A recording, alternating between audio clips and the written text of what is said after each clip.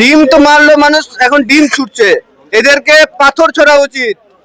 যেটা শরিয়ত আইন আছে সেইভাবে ওদেরকে পাথর নিক্ষেপ করলেও কিছু কম হয় না, কারণ এরা ধর্ষককারী, এরা লুটেরা। এরা প্রত্যেক পঞ্চায়েতে মা কঙ্কালীর জমি, দেবত্ব জমি সব নিজেদের নামে করে বিক্রি করেছে। এরা কম বেশি 150-200 মহিলাকে ধর্ষণ করেছে। এই শেখ শাহজাহানের গল্প আপনারা শুনেন। এইখানে কঙ্কালী অঞ্চলে, কঙ্কালী পঞ্চায়েতে এইরকম রাজত্ব এদের চলতো। এরা বাড়ি লুট করেছে, লোকের টাকা লুট করেছে। সাধারণ মানুষের বিক্ষোভ তো থাকবেই, কিছু করার নেই। এটা হয়তো এটা বিজেপি দল বলে হয়তো ডিম ছুটছে, অন্য কোন দল আপনারা তো দেখেছেন আমাদের বাড়ির ভাঙচুর কিভাবে হয়েছে, আপনারা সব সেই ছবিও আমরা তুলে রেখেছিলাম এতদিন যত্ন সহকারে, যে হয়তো কোনোদিন সুদিন দেবে ঈশ্বর, আজ ঈশ্বর সুদিন দিয়েছে, তাই সেগুলো দেখাতে পারছি আপনাদেরকে। সব্যসাচী রায়, বীরভূম জেলা যুব মোর্চার ইনচার্জ।